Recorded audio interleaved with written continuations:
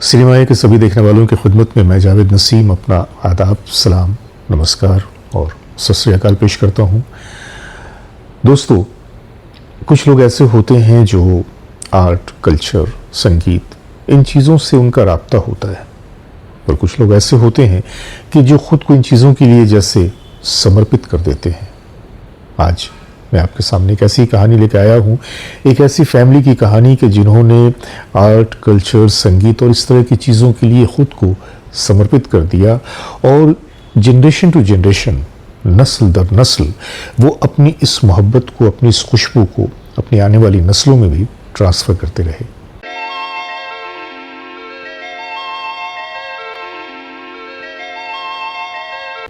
आज मैं आपसे बात करने जा रहा हूं। सबसे पहले मैं जिक्र करूंगा श्रीमती निर्मला देवी का। निर्मला देवी, जो पुराने लोग हैं उन्हें अच्छी तरह से जानते होंगे। 1940 के आसपास ये एक बहुत ही मशहूर प्लेबैक सिंगर थीं और दुलारी के नाम से भी मशहूर थीं। ठुमरी और क्लासिकल में इनका कोई मद्दे मुकाबिल नहीं था। और मज़े की बात यह है कि श्रीमती निर्मला देवी, इन्होंने जब अपनी परंपरा को आगे बढ़ाया तो फिर इनकी फैमिली में जो लोग आए उनमें गुलकार भी थे, एक्ट्रेस भी थे, एक्टर भी थे, कॉमेडियन भी थे, प्रोड्यूसर भी थे, डायरेक्टर भी थे और हीरो भी थे। जी, आप हैरान हो रहे हैं? तो मैं आपको बता दूं कि आज के हमारे मशहूर ज़माना हर दिल अजीज़ हीरो गोविंदा, जिनका असल नाम गोविंद कुमार आहूजा है, ये हीरो, और इनके भाई कृति कुमार जी जो प्रोड्यूसर हैं, डायरेक्टर हैं, हथियारा जैसी फिल्मों से उनको काफ़ी शोहरत मिली। तो ये कामनी खन्ना जी बहुत ही मशहूर एक हस्ती हैं फिल्म इंडस्ट्री की, और वेलनेस को लेकर, एस्ट्रोलॉजी को लेकर, इस तरह से, और ख़ास तौर से म्यूज़िक को लेकर इन्होंने बहुत काम किया है। ये लोग निर्मला देवी की फैमिली के नहीं, उनके ब्लड में हैं, यानी कि उनके अपने संतान, अपने बच्चे हैं।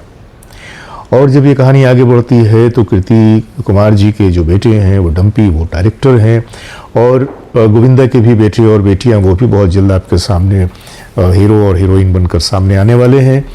और जहाँ तक कामनी खन्ना जी की बात है तो कामनी खन्ना जी की जो अहमियत कह लीजिए या उनकी अपनी एक नुदरत कह लीजिए, कि उनकी दुख्तर हैं, उनकी बेटी हैं रागनी खन्ना। रागनी खन्ना एक बहुत ही जाना माना चेहरा है, और रागनी खन्ना को भी आप लोगों ने अक्सर वो बेशतर टीवी प्रोग्राम्स में देखा होगा, सीरियल में देखा होगा, और कभी कभी बड़े शोज़ को एंकर करते हुए भी देखा होगा। चेहरे पे हर वक्त एक बहुत ही खूबसूरत सी, शौक सी वो हंसी रहती है उनके, और उनके जो बोलने का लहजा है बड़ा ही शगुफ्ता, कि अगर आदमी बीमार भी हो ना तो उनकी हंसी देखकर, उनकी बातों को सुनकर जैसे वो बीमार भी अच्छा हो जाए। और कृष्णा को कौन नहीं जानता? कपिल के शो में आपने बार बार उन्हें देखा होगा, और जितनी खूबसूरती के साथ कृष्णा जी अपने आप को प्रस्तुत करते हैं तो उसकी तो बात ही अलग है। इसके अलावा भी और कई मेंबर हैं जो अपनी अपनी जगह पर अपने अपने कामों से लगे हुए हैं। लेकिन आज जो मैं ये वीडियो लेकर आया हूँ, ये है रागनी जी के एक सॉन्ग के बारे में।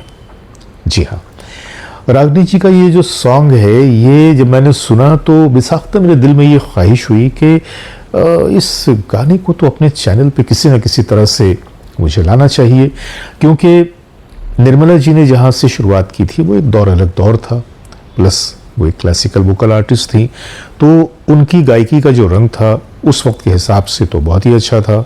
एक अलग उसकी तेवरी थी, एक अलग तेज था।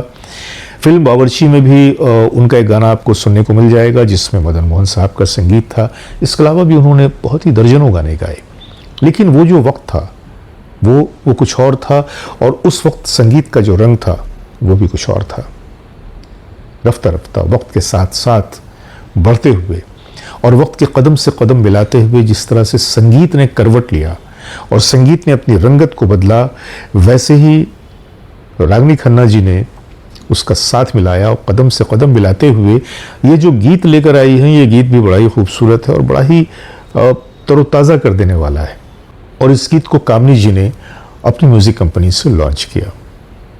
मैं क्या कहूँ कि एक खूबसूरत सा बदलाव है। हालांकि देखा जाए तो दिन ब दिन ये हमारी जो संगीत का मामला है, दिन ब दिन ये नीचे की तरफ जा रहा है, न तो संगीत का पता चलता है, ना तो वर्डिंग्स का पता चलता है, ना कंपोजिशन समझ में आती है। बस एक हाहाकार जैसी कैफियत है, और इस तरह की हाहाकार वाली कैफियत में एक ऐसा गीत जो आपके दिलो दिमाग को ताज़ा कर देता है।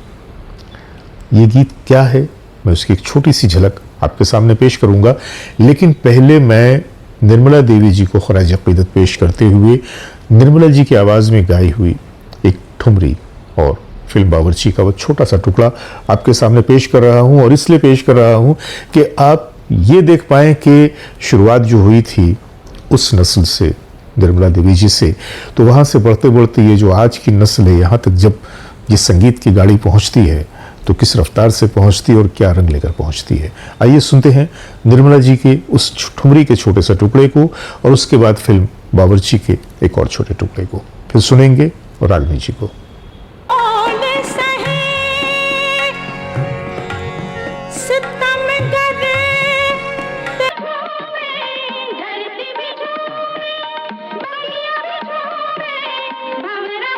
ये तो थी पुराने दिनों की यादगार, लेकिन वो कहते हैं ना कि वो संगीत का मामला भी ऐसा होता है कि जैसे कोई पुरानी शराब, और शराब जितनी पुरानी होती जाती है उसका नशा और भी बढ़ता जाता है।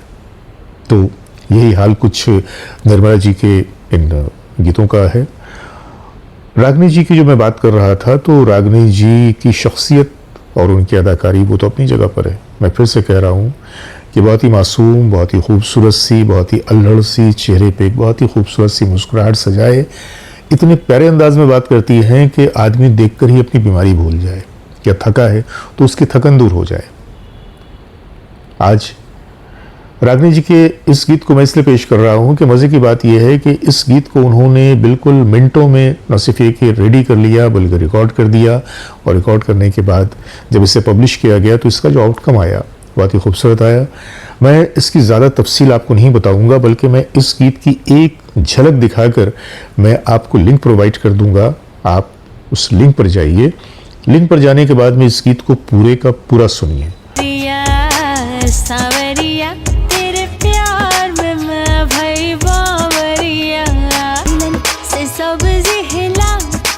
पे चढ़ जाऊं, हा हा हा रोटी टेढ़ी मेढ़ी। जब तक आप इस गीत को पूरे का पूरा नहीं सुनेंगे आपको मज़ा नहीं आएगा, या कहीं ना कहीं एक तिश्नगी, एक प्यास रह जाएगी।